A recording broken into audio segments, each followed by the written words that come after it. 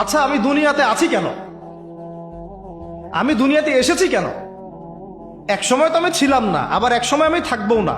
কেউ এসে চিরস্থায়ী হতে পারে নাই, তো আমরাও পারবো না।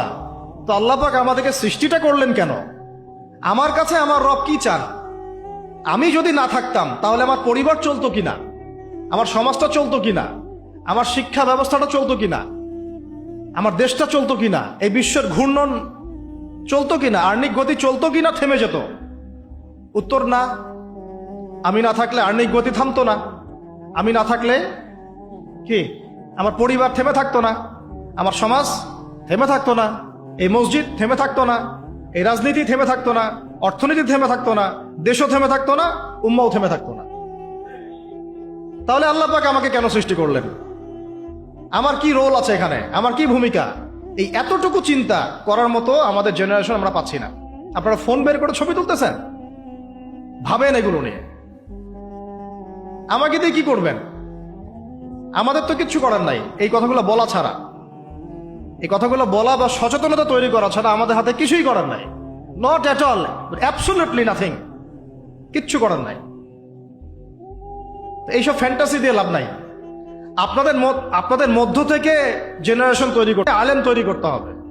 আপনাদের মধ্য থেকে কারি, হাফেজ, দাঈল আল্লাহ এবং উম্মার নেতৃত্ব প্রদানকারী জেনারেশন তৈরি করতে হবে। এইসব চেয়ারে বসে কয়জন? সারা বাংলাদেশে হয়তো 50 জন, 100 জন। এই 100টা মানুষ ইউনাইটেড না, তারাও বিক্ষিপ্ত। 16 কোটি মুসলিমের দেশ বলছেন, 16,000 দলে বিভক্ত। এর মধ্যে সবচেয়ে বিশুদ্ধ যেটাকে আমরা মনে করি, সেখানেও দেখবেন যে আরো 10টা 20টা দল হয়ে বসে আছে। এর বাইরে গিয়ে আবার যারা বলল না তারা বিশুদ্ধ নয়, আমরাই সবচেয়ে বিশুদ্ধ, ওদের মধ্যেও 10টা দল হয়ে গেল। না তারা ইউনাইটেড, না তারা মানে আমরা, না আমরা ইউনাইটেড, আর না আমাদের কোনো আমিরুল মুমিনিন আছে যিনি সবাইকে একটা জায়গায় নিয়ে দিনের কিছু খেদমত নেবেন।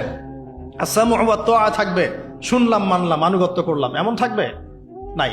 না কোনো ইকোনমিক বেস, না কোনো স্বতন্ত্র মিডিয়া, না স্বতন্ত্র প্রযুক্তি, না কোনো স্বতন্ত্র মানে পলিটিক্যাল প্ল্যাটফর্ম, কিছু না।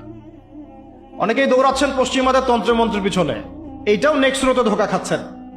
আমি আমার কথা স্পষ্ট করে বলে দিলাম, এটাও নেক্সট স্রোতে ধোকা খাচ্ছেন। এটা তাদের জন্য শোভা পায় যারা ধর্ম এবং রাজনীতি আলাদা করে চিন্তা করেন, যে ওইটা একটা জিনিস, এটা একটা জিনিস, সে তার মতো রাজনীতি করছে। এটা তাদের জন্য শোভা পায়। যাদের কাছে কোরআন আছে, যাদের কাছে হাদিস আছে, নবীর সুন্নাহ আছে, তারা যখন এই ড্রেনের মধ্যে নেমেছে, তখন ইসলামের খেদমতের জায়গায় ক্ষতিও বেশি হয়ে যাচ্ছে। কোনো সময় কিছু কিছু বেনিফিট হয়তো আপনি পাচ্ছেন, মনে করছেন এই অল্প অল্প বেনিফিটে হয়তো অনেক কিছু হয়ে যাবে। ভুল ধারণা আপনার। একটাই উপায়, একটাই মানহাজ, একটাই পথ পদ্ধতি, নবী সাল্লাল্লাহু আলাইহি ওয়াসাল্লামের সিরাত। নবী সাল্লাল্লাহু আলাইহি ওয়াসাল্লামের সিরাত, তার জীবনী। এই জীবনী আমাদেরকে শেখাবে কিভাবে ইসলাম শূন্য থেকে একদম আসমানে উঠেছে, কিভাবে ইসলাম একদম শিকড় থেকে শেকড়ে গিয়েছে, শেখাবে সিরাত, নবী সাল্লাল্লাহু আলাইহি ওয়াসাল্লামের জীবনী। ইয়াং জেনারেশনকে জিজ্ঞাসা করেন কতজন পড়েছে সিরাত। ওইখান থেকেই আপনাকে কথা বলছিলাম, ওই যুগটাকে কেন জাহিলি যুগ বলেন, এত কেন টিটকারি করি, এত কেন তাকে ধিক্কার দেই? কারণ ওই যুগে শিরক ছিল। শিরক একবার। এখনকার বিশ্বে শিরকে একবার দিয়ে ভর্তি। কোন কোন সেক্টরে বলছিলাম, এডুকেশনে আছে শিরক, ইকোনমিক্সেও শিরক আছে। এটা বোঝার জন্যে অনলাইনের ব্রাদার্স সিস্টার্সরা আপনাকে হেদায়েত দিতে পারবে না। এটা বোঝার জন্য আপনাকে এমন স্কলারশিপের কাছে আসতে হবে যারা কোরআন এবং হাদিসকে দিয়ে বর্তমান ইকোনমিকে ডিল করতে পারে।